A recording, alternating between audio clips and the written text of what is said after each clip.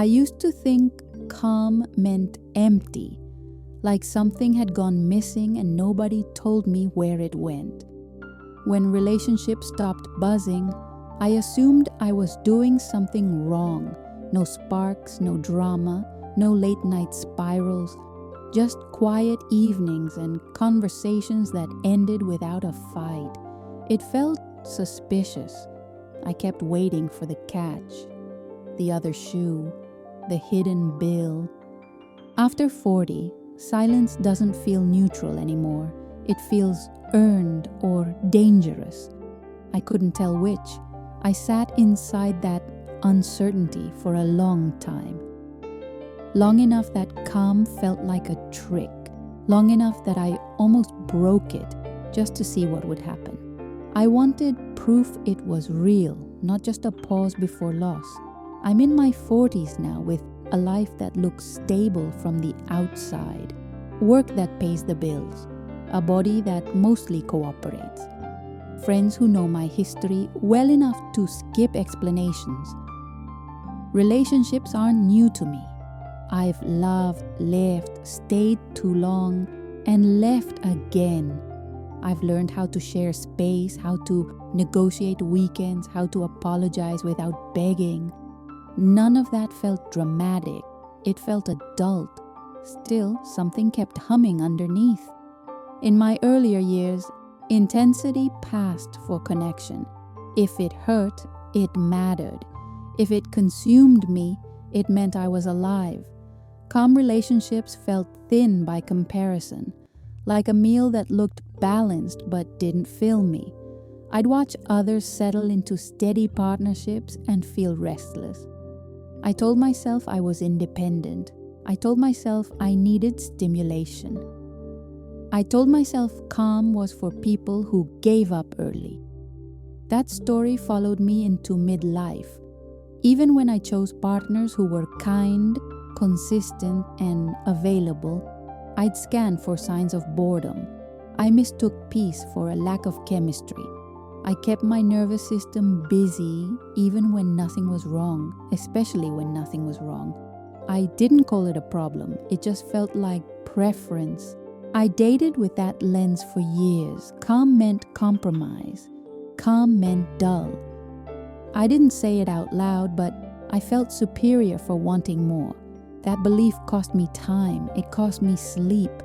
It cost me a few people who might have stayed.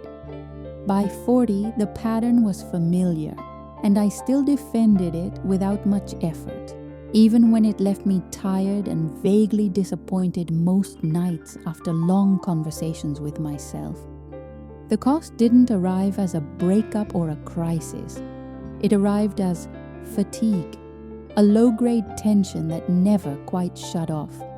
I noticed it in my shoulders first, then in how I listened. I was always slightly ahead, anticipating shifts, scanning for changes in tone. Calm relationships gave me space and I filled it with vigilance. I'd replay conversations looking for what I missed. I'd manufacture discussions just to feel movement. Nothing exploded, but nothing rested either. Over time, my body started keeping score. Sleep got lighter. Mornings felt heavier. I carried a sense of being on call, even with people who treated me well. Friends commented that I seemed distant. Partners asked if I was bored. I didn't know how to answer. I wasn't unhappy. I just wasn't settled. The invisible cost was energy. I spent it maintaining alertness where none was required. I confused calm with danger, so my system stayed armed.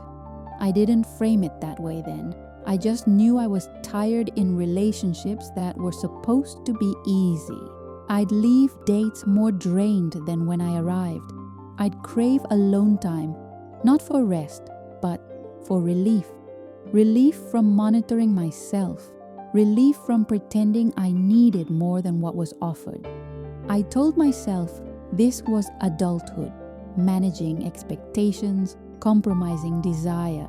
But something kept eroding. My patience shortened, my tolerance thinned. I'd withdraw instead of risk naming the discomfort. Over years, that withdrawal became a habit. I became skilled at leaving without slamming doors. No one called it drama. No one called it unhealthy. It just quietly aged me. I felt older in my nervous system than my age suggested. My body learned patterns my mind never questioned. Calm required trust, and I didn't realize how little of that I offered. I kept relationships technically intact while internally bracing. It wasn't dramatic, it was just exhausting. Years passed like this, with no clear event to blame, only accumulation. By the time I noticed, the wear had already settled into my days, quietly, without witnesses or language. I just carried it without naming why. The recognition didn't come during an argument. It came on an ordinary afternoon. I was sitting across from someone who wasn't doing anything wrong. They were present, they were calm, and my body was tight. Not anxious exactly, more like prepared. I noticed how much effort it took to stay open, how I was waiting for a reason to justify leaving. That mismatch lingered. Later, alone, I felt the contrast. The quiet didn't feel empty. It felt relieving. That surprised me. I'd always associated relief with escape. This was different. The calm wasn't flat. It was spacious. I realized I had been mistaking activation for connection. My system only recognized love when it was busy. That wasn't a thought I announced. It landed slowly, awkwardly.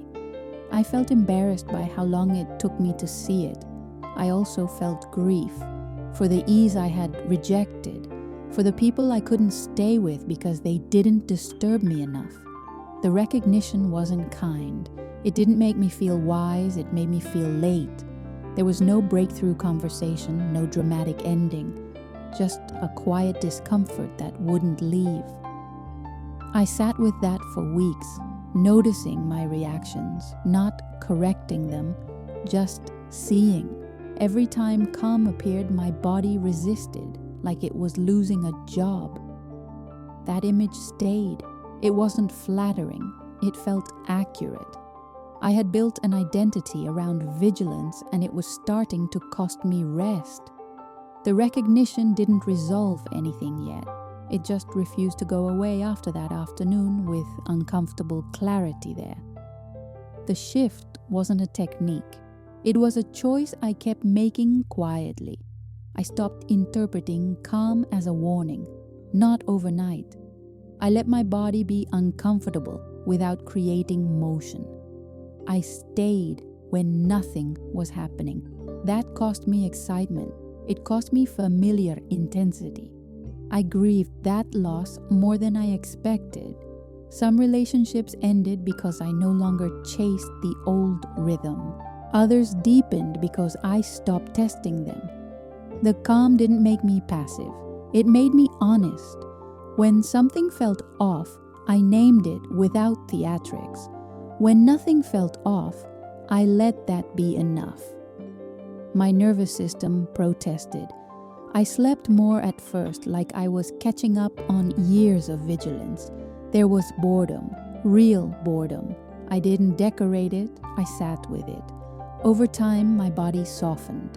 Conversations required less recovery. Time together stopped feeling like work. The relief was measurable. Fewer headaches, longer attention, more patience at the end of the day.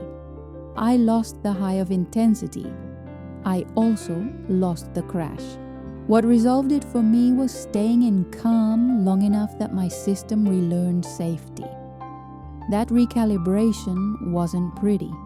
It was slow. It asked me to let go of an identity I had mistaken for desire. I still miss parts of the old pattern. It gave me a story to tell. Calm took that away. In return, it gave me rest, which felt unfamiliar. I had to accept a quieter version of myself. That acceptance didn't feel like growth. It felt like settling into my actual limits. I lost some drama, I lost some urgency, I gained evenings that didn't drain me. The cost was real, so was the relief. It balanced out unevenly over time. And I stopped fighting that most days now without regret. After 40, healthy relationships feel calmer because they no longer compete with my nervous system. They don't ask me to perform urgency. They don't require recovery. That calm doesn't mean absence of depth. It means presence without tension. I still notice when something is missing. I still leave when it matters. But I no longer confuse activation with aliveness. The calm holds. It preserves energy instead of consuming it. I live with what it cost me. The years I mistook stress for desire don't come back. Some people belong to that version of me. I let them stay there. What remains now is quieter. It's not impressive, it just fits, and most days that's enough. If this story crossed something you recognize, maybe it's enough to stay for a bit. I write and speak like this from experience, not conclusions. If you want, subscribe. And if something stayed with you, leave a comment. I read them, sometimes in silence. It feels appropriate to end there, without instructions, without urgency, letting the quiet speak. That's how my relationships feel now. Calm, sustaining, and finally sustainable. For me at least, these days.